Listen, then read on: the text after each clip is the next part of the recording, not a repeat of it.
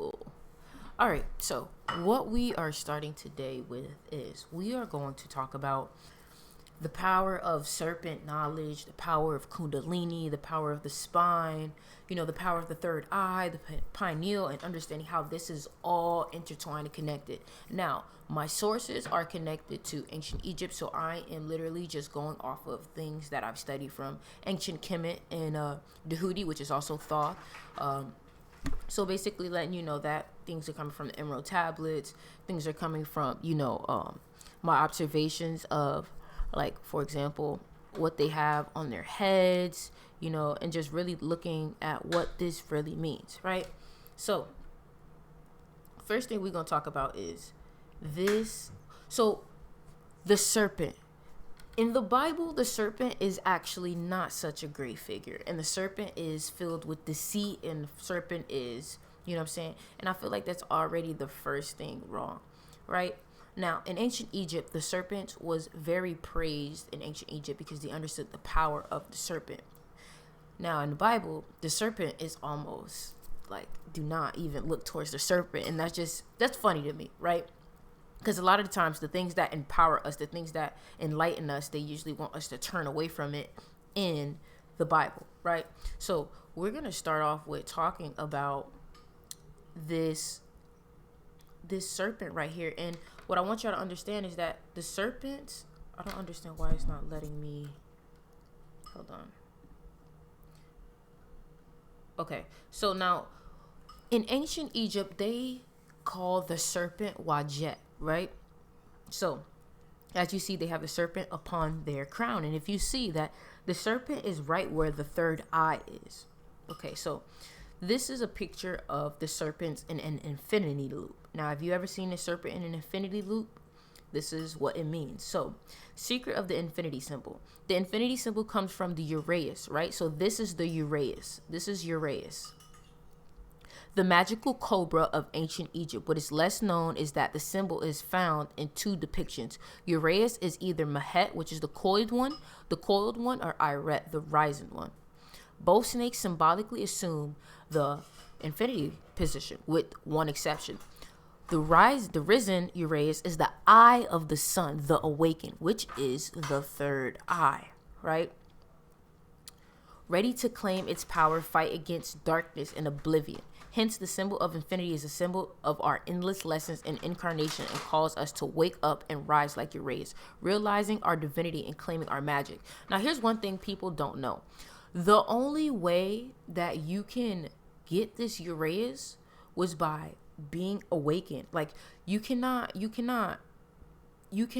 be a pharaoh. Like, you cannot be a pharaoh without this Uraeus. You can't be a queen or nothing without having this Uraeus on your third eye, because it symbolizes that you are awakened, right? So basically, it's almost like your third eye has risen, right? Because the thing is that a serpent very much symbolizes and looks exactly like a spine. And the thing about it is that the spine is connected directly to the third eye. Now, we're going to get a little deeper, so follow me. Now, it's connected to the spine and the third eye. Now, what you got to realize is that Kundalini is also going along the spine. Kundalini energy, right? And the thing is that you have to make sure that your Kundalini energy can flow for it to even reach your third eye, right? And that comes in with the caduceus. The caduceus is a very spiritual symbol that is also from ancient Egypt, with the two serpents. And they stole it in Greek. And they made it a medical symbol. So you got to realize that they're taking our symbology, our powerful symbology, and using it for their own agendas, right? So my thing is that by them using powerful symbology, you look at this caduceus symbol and you get great energy from it, and you think that this medical field is really for you, because they're using symbolism that subconsciously is positive for you, right? Just like the eyes. The all-seeing eye of God originated from the eye of Horus in Egyptian mythology, also known as the third eye or the spiritual eye. Now look at this. You got it in Freemasonry. You got it on the dollar bill. Like, what are y'all even doing with a lot of this symbology. Why do y'all have pyramids on the dollar bill? You know what I'm saying? So anyways, back to understanding what this means and things like that. So this is Wajet. This is what they use as the Egyptian god, or Egyptian deity that basically symbolizes the cobra. So in Egyptian art, the cobra often represented the goddess Wajet. Wajet was a protective deity and daughter of the sun god Ra. Her job was essentially to help protect Egypt and the cosmos from chaos, the ultimate evil in Egyptian mythology, right? So, hold on, so basically, what I want people to understand is that, hold on, we're going to go back down here. What I want people to understand is that your spine is very important. Your spine is where the Kundalini energy rises and falls. And also, you have to understand that if you are not taking care of your energy field, right? If you're not taking care of your flow of Kundalini energy, because you got to realize the only way that you can become conscious is if that Kundalini energy can rise to that pineal gland. Now, if you are not allowing it to flow, meaning that you're not meditating, you're not doing yoga, you're not healing your traumas will build up and it will cause blockages in the spine. It will cause blockages in the spine. Blockages. And it won't allow that Kundalini energy to rise through and touch that pineal gland. Now, here's a funny thing about it.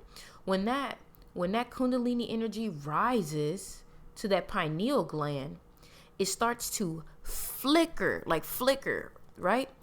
And the thing about it is, when your pineal gland starts to flicker, click, and do all those things, it actually starts to look like a cobra when it's rising, right? And think about it also too, that the fact that the cobra looks just like our spine.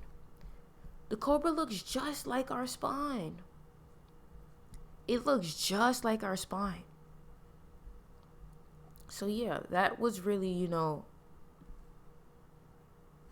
what I wanted to talk about with y'all today, and understanding the true power of the pineal gland. And I know you guys are probably thinking, okay, how can I apply this knowledge? First of all, you guys need to be studying Kundalini.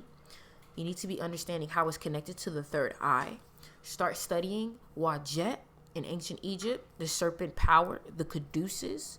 You know what I'm saying? Understanding this symbology and understanding what it truly means and why they keep trying to use it against you, why they don't want you to know about it, and what is the true power of it.